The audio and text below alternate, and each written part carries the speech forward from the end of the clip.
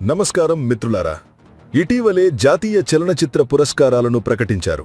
ఇందులో ఎన్నో వివాదాల మధ్య విడుదలై బాక్సాఫీస్ వద్ద సంచలనం సృష్టించిన ది కేరళ స్టోరీ చిత్రానికి ఉత్తమ దర్శకత్వం మరియు ఉత్తమ సినిమాటోగ్రఫీ విభాగాల్లో జాతీయ అవార్డులు లభించాయి.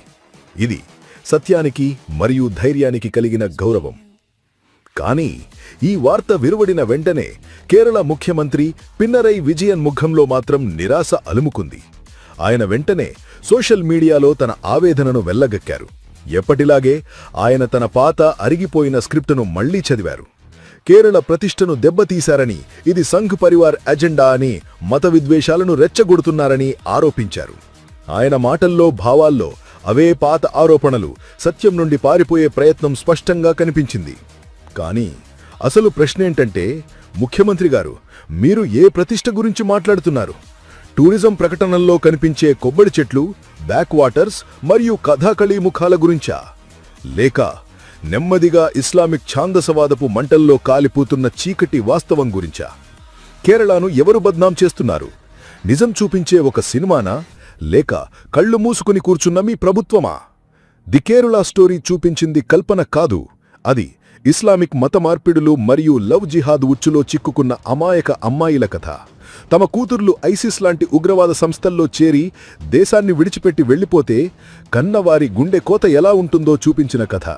ఇది ఒక పద్ధతి ప్రకారం దశాబ్దాలుగా చాప కింద నీరులా వ్యాపిస్తున్న ఒక రాకెట్ గురించిన కథ. ఈ నిజాన్ని మీ ప్రభుత్వం చూడనట్టు నటిస్తోందా, లేక తెలియకుండానే దానికి మద్దతిస్తోందా?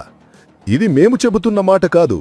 2010లో మీ పార్టీకి చెందిన మాజీ ముఖ్యమంత్రి విఎస్ అచ్యుతానందన్ గారే హెచ్చరించారు.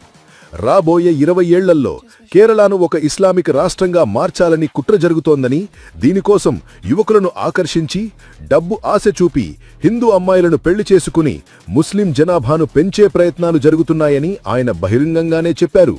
మరి అప్పుడు కూడా అది సంఘ్ పరివార్ ఎజెండానేనా? ముఖ్యమంత్రి గారు, మీ కేరళలోనే ఒక ఆర్ఎస్ఎస్ కార్యకర్త భారత్ మాతాకి జై అన్నందుకు మీ పార్టీకి చెందిన గూండాలు ఆయన 2 కాళ్లను నరికివేశారు. ఇదా మీరు కాపాడుతున్న ప్రతిష్ట? 2016-17 ప్రభుత్వ లెక్కల ప్రకారమే ప్రతి సంవత్సరం 130కి పైగా ఇస్లామిక్ మత మార్పిడి కేసులు నమోదవుతున్నాయి. 2020లో కేంద్ర హోంమంత్రిత్వ శాఖ రాజ్యసభలో మాట్లాడుతూ ఐసిస్ లాంటి ఉగ్రవాద సంస్థలు కేరళలో అత్యంత చురుకుగా ఉన్నాయని అంగీకరించింది. ఇప్పుడు మీరే చెప్పండి, కేరళను ఎవరు బద్నాం చేస్తున్నారు? నిజం చూపించేవాళ్లా, లేక నిజం నుంచి పారిపోయేవాళ్లా?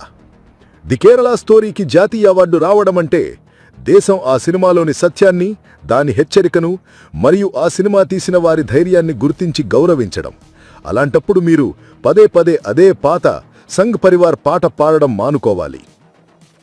పిన్నరై విజయన్ గారు, మీరు వాస్తవాల నుండి పారిపోవచ్చు, కానీ దాన్ని మార్చలేరు. మీ కేరళ మోడల్ రాష్ట్రంలో నిజం వినే ఓపిక కూడా లేదా?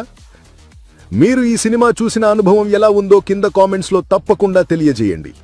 ఈ వీడియో చూసినందుకు ధన్యవాదాలు. మీకు ఈ వీడియో నచ్చినట్లయితే లైక్ చేయండి, షేర్ చేయండి మరియు మా ఛానల్కు సబ్స్క్రైబ్ చేసుకోండి.